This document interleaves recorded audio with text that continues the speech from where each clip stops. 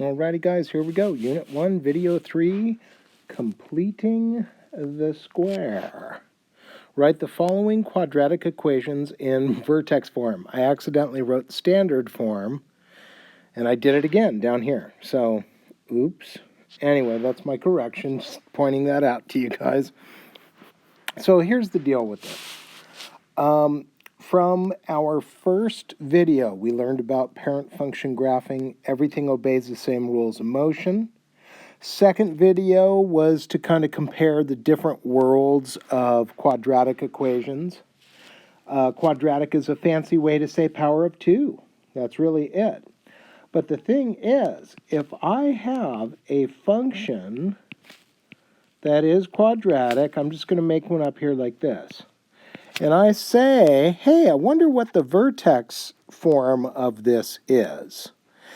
It's very easy to do. In fact, I'm going to do it mentally because I know the trick.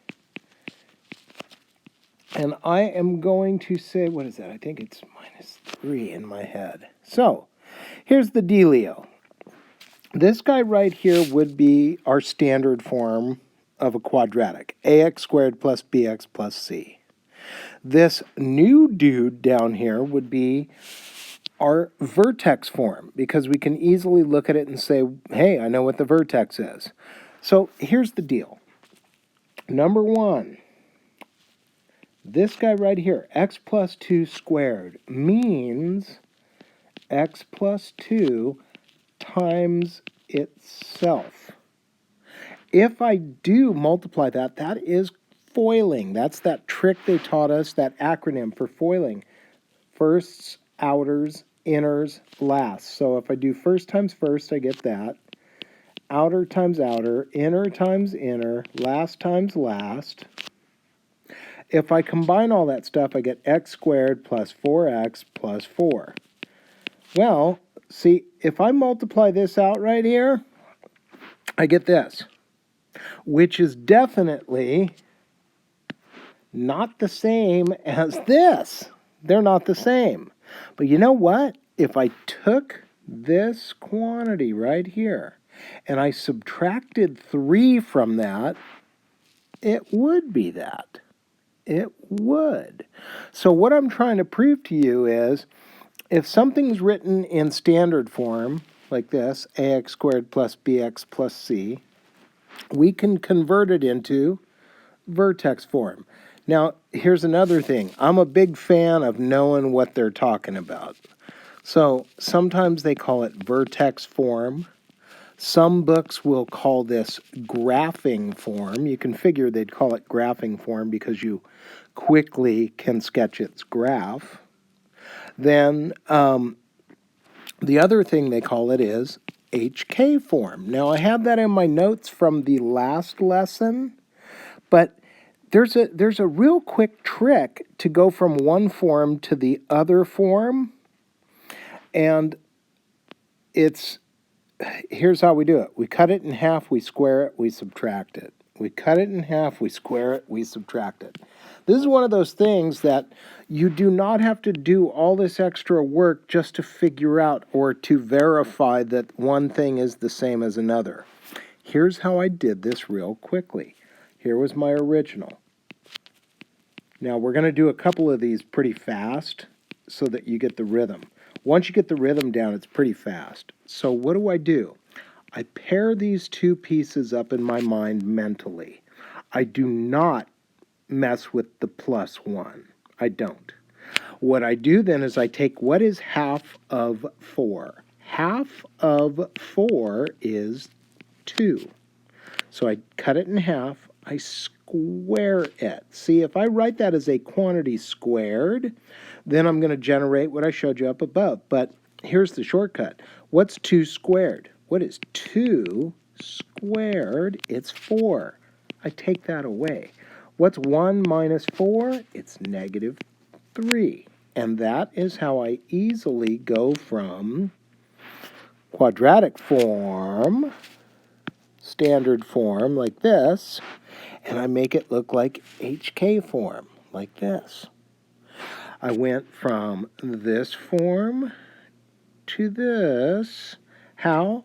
I took the 4 and I divided it by 2 in my head. I cut it in half. That's a 2. That's why that guy's there. Then I said 2 squared. 2 squared is 4. I subtracted 4 from the 1, and that gave me a negative 3. So you can easily go from one form to the other form if you know this trick. It's called completing the square. Now, there's different versions of completing the square. There are.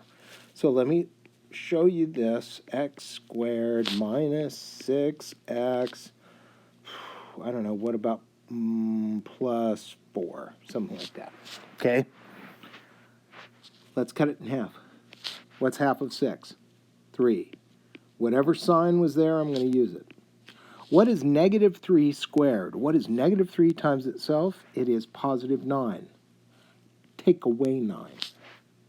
What's 4 minus 9? That's negative 5. There we go. We have completed the square. This is the vertex form of the original.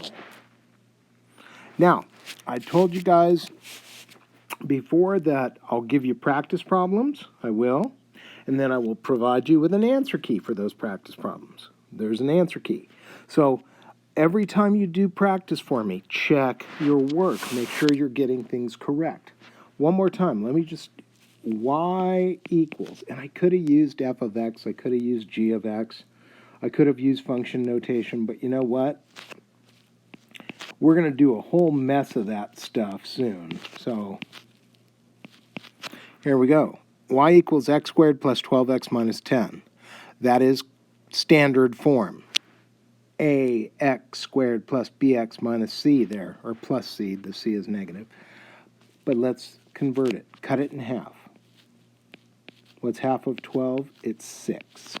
What do I do with the 6? I square it. If I square 6, I get 36. What do? I take the 36 away from whatever was already there. So negative 10 minus 36 more is negative 46. Now, here's the dealio with this, guys. If we convert something, if we want to convert something, we then can easily say, hey, the vertex for this thing is negative 6, negative 46. Opposite, same. What's the vertex over here? 3, negative 5. Opposite, same. We can provide ourselves with an option. Remember, video 2, my second lesson, you were supposed to pick the easiest possible way to do a problem. Well, guess what? Now if you know about how to convert things, maybe converting things will be the easiest way to get there. Now, definitely in mathematics, sometimes you have an easier way to get somewhere and a more difficult way. Nobody in their right mind would ever say, you know what? I know a really hard way to do this problem. Maybe I should do it that way. Nobody does that. So let's look at one more, just so you got the rhythm down. Y equals x squared, let's say plus 2x minus 6. And I say, what is the vertex form for that thing? Once again, we only look here, we leave the negative 6 out of it, we pair it up, we cut it in half, half of 2 is 1, we put quantity squared, then we say in our brains 1 squared is 1, that's the thing I have to take away from 6 to get this final result, and I have just completed the square to convert from quadratic form, or standard quadratic form, to vertex form, also known as graphing form, also known as HK form. Now, I know what you're thinking. You're like, well, do I always subtract when I get to the end? No. See, it all has to do with this A value. See, in every single example, take a look at them. Every single example I did already, the A value was positive 1. Whenever the A value is positive, we subtract at the end. When the A value is negative, we add at the end. When the A value in ax squared plus bx plus c, When that a value is positive, when that thing's positive to begin with, we will subtract at the end to balance it out. But when that a value is negative, we're going to add at the end. So here we go. Let's take a look at what this looks like. Negative x squared, I don't know, minus 4x plus 2, something like this. Now here's the thing with this. Here's the tricky part. This technically is a negative 1. They just didn't write it in. You can write it in. If it makes your brain happy, write it in.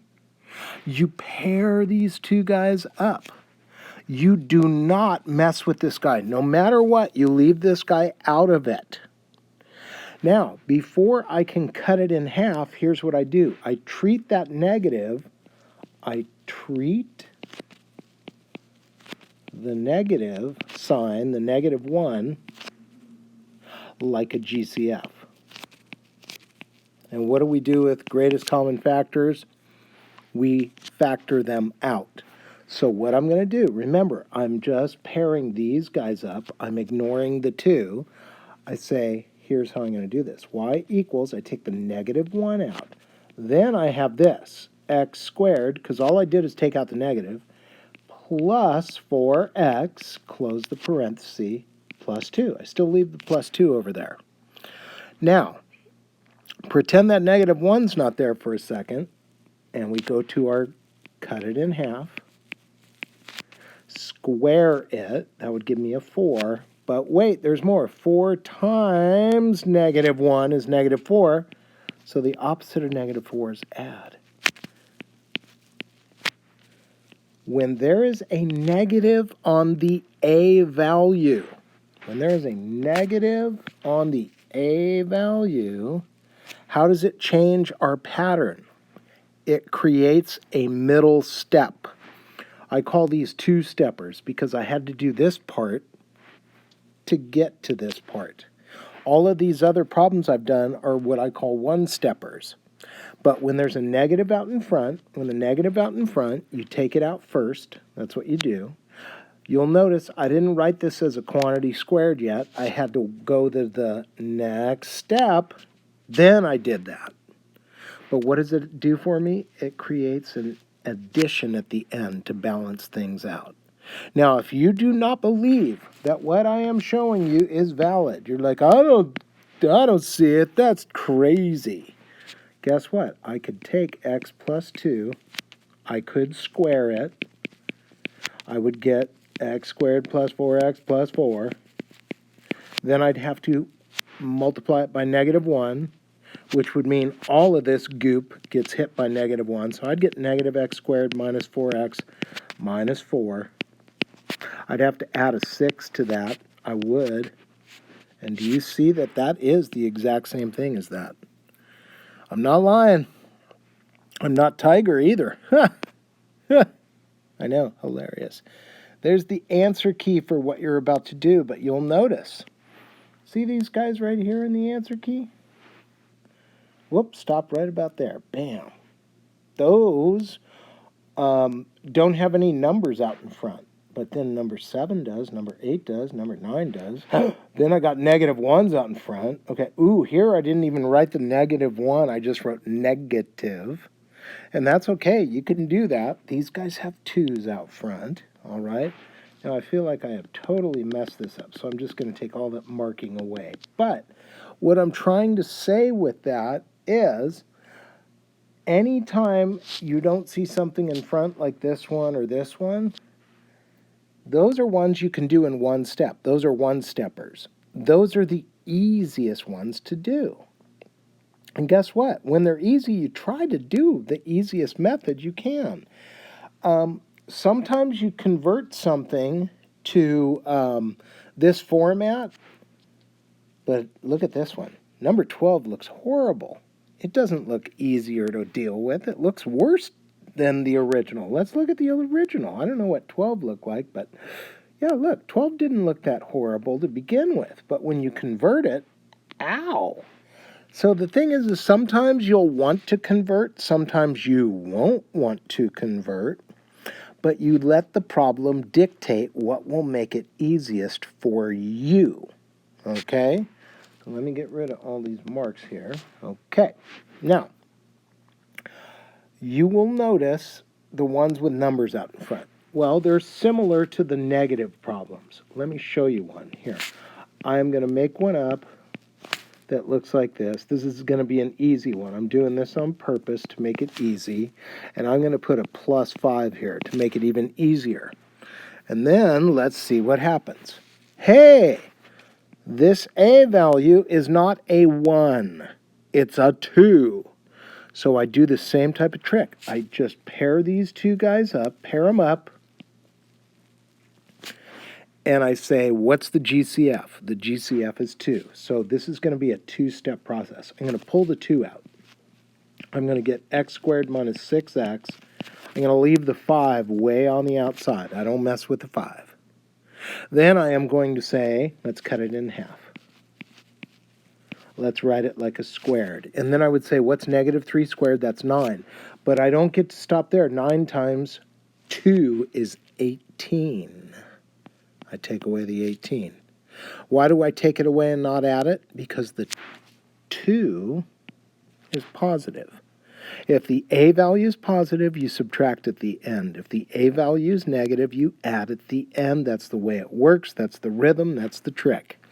5 minus 18 is negative 13, and I would then call it a day because that is the answer. Now, wait a minute. What's the deal with this 2 being out front? We haven't addressed that yet anyway.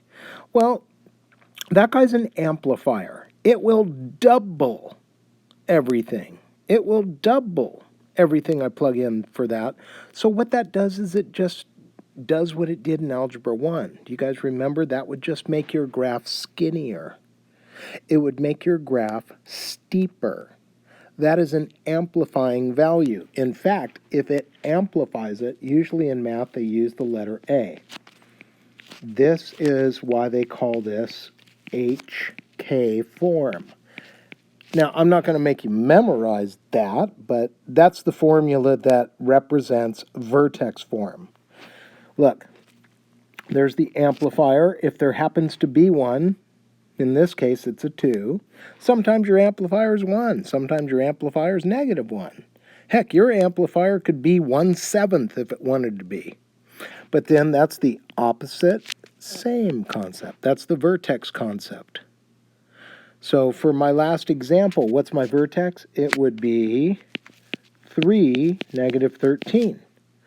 Well, what about this? That has nothing to do with the vertex. That has to do with how steep the graph is. That's the A value's job. It's an amplifier. A, amplifier. Anyway, let's play again. Let's play. Because now we're at the point where I think we got the rhythm down. Everything's rocking and rolling. So let's do another one that I think is not hard. But I'm going to try and mess you up here by doing this. So I go, hey, let's convert this standard quadratic equation into vertex form. So you might look at this and go, oh, I could take a 3 out of everything. No, you do not. When you are completing the square, you only mess with these first 2 guys. You leave the last dude out of it. Pretend this is like your little brother and your mom wants you to take him to the mall and you go, oh, yeah, sure. You ditch him, okay? You ditch that 6. So you take out the 3. You do this. It's a GCF. The 6 is like, hey, I've been standing at the fountain by the candy shop. And you're like, oh, I totally didn't see you there. All right. I'll stop being weird. Let's cut that 4 in half. Let's square it. And then we say -2 squared is 4, but 4 times 3 is 12, because I need that, and then I take it away. What does that yield? -18.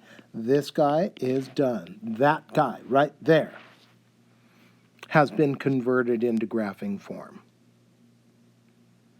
Now, I told you, these ones are not that bad. They just require an extra step. I'm going to tweak this one just ever so slightly. And then we're almost done with this lesson. But I hope you understand what I just did to tweak this one ever so slightly. What is the only change I made between the original and this one? You got it, -3. So I'm going to pair these up.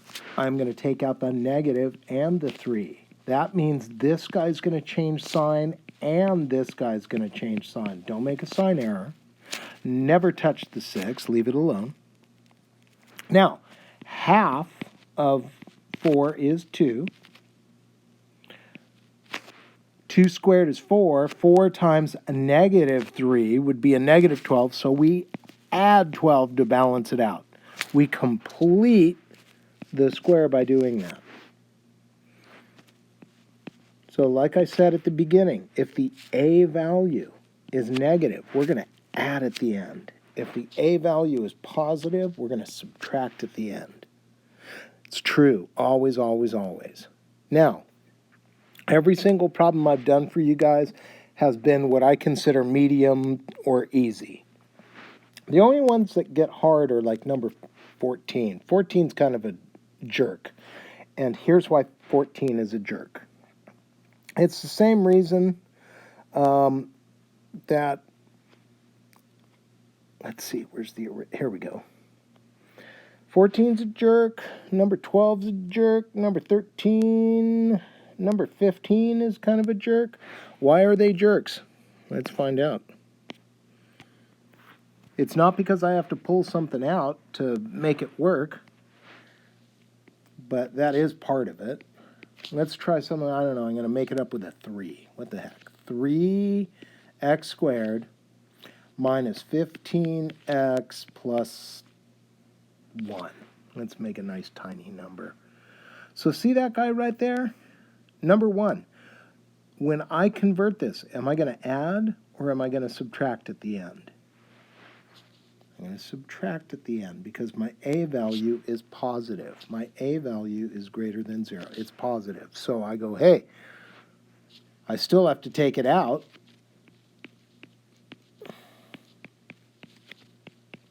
But this is why this guy's a jerk. 5 is not super easy to cut in half because it's an odd number. Whenever this guy results in an odd number, that's going to give you a reason to grab your calculator. I don't know if you hear this in the background, but I got my calculator out because I am going to say, I'm going to say half of 5 is 5 halves. Now you'll notice on my answer key, I used improper fractions for this. I could have used decimals. I really could have. It wouldn't have mattered. So I could have said this.